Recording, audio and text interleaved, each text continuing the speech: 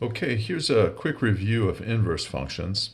Our objectives today are to show that if y equals the natural log of e to the x, then y is equal to x. And if we have y equals e to the natural log of x, then y is also equal to x. The reason that we want to do this is because you probably have encountered a problem like this. So we want to take the derivative of y equals, let's say e to the natural log of x squared.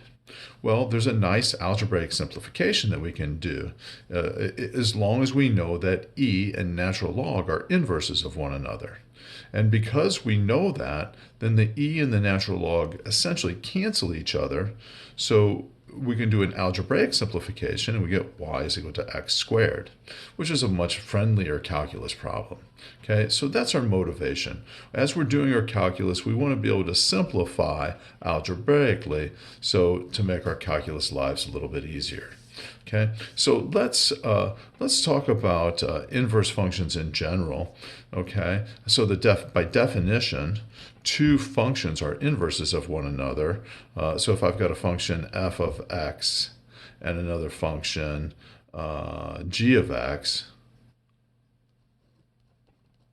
okay, if f of g of x is equal to x, so if f of g of x is equal to x, then f and g are inverses of one another. Okay, so it would also hold true if f and g are inverses of one another. Then it would also be true that g of f of x is equal to x. Okay, so this is your definition of inverse functions. Two functions are inverses of one another if they essentially undo each other. Okay, so take a look at this. G does something to x, okay, and it transforms it. F undoes whatever G does, and you're left with x.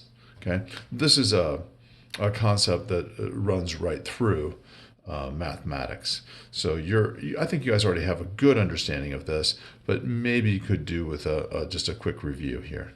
So let's come up with an example. So let's let f of x equal, I don't know, 2x plus 1. Okay? So what does f do to x? Well, f doubles x and then adds 1. Okay, so we double and then add 1. So if we want to create the inverse function, g of x, then we want to undo that. So if we undo doubling and then adding 1, we would subtract 1 and then divide by 2. So these two functions are inverses of one another. And here to show you that that is true, we'll do f of g of x. Okay, f of g of x is going to be 2, and then throw g of x into f. Okay, so 2 times x minus 1 divided by 2 plus 1.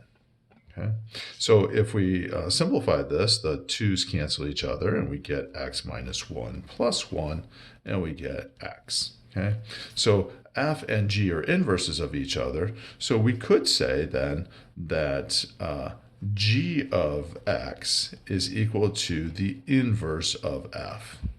Okay, the whole concept of an inverse. I could go off on a nice tangent about inverses and everything you know about inverses and how this has affected your mathematics life, but I'm trying to make this a quick review.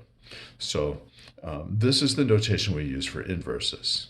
All right, so we would say then that f inverse of f of x is equal to x, if the inverse exists. Okay, so this is a quick definition of inverses and how they work. Now, how does this affect your calculus life? Well, you're working with two functions right now. You're working with f of x equals e to the x, and another function, g of x, equals the natural log of x. Okay, so these two functions are inverses of one another. How do we know that? Well, I think the easiest thing to do, it would be to take g and throw f into g. Okay, so we're going to take g of f of x. Okay, so every time we see an x in g of x, we're going to replace it with e to the x.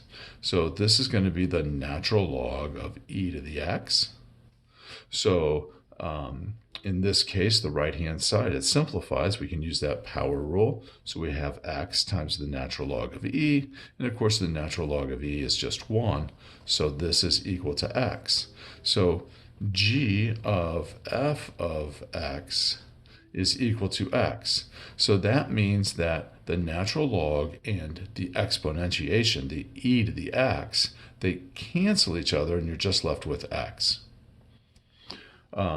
So secondly, we would want to show the other direction as well. So let's take f of g of x. F of g of x is, let's see, e to the natural log of x. Okay, so let's let y equal e to the natural log of x. So we want to show that y is equal to x, so that f and g have canceled each other and we're just left with x. In order to show that y is equal to x, let's go ahead and take the natural log of both sides. So I've got the natural log of y is equal to the natural log of e to the natural log of x. Okay. We're going to use that power rule again. So we're going to have the natural log of y is equal to the natural log of x times, so I took this natural log of x and I moved it out in front, so times the natural log of e. So this gives us the natural log of y is equal to the natural log of x, because the natural log of e is just 1. So this is just 1. So if the natural log of y is equal to the natural log of x, well, the only way that can be true is if y is equal to x. So y is equal to x. So these two functions are inverses of one another. Okay. So how this should affect your calculus life, again, if you encounter a problem like this, so you have y is equal to the natural log of e to the sine x, well, you wouldn't want to do any calculus on this. You would want to say that y is equal to, now the natural log and e cancel each other, so you're just left with the sine of x. Okay? And similarly, the way we started this video off, we had y is equal to e to the natural log of something. Let's say the natural log of the sine of x. Well, again, e and natural log essentially cancel each other, and you get y is equal to the sine of x. And we can take the derivative or antiderivative, or do whatever we have to do to simplify this. Hope this video helps.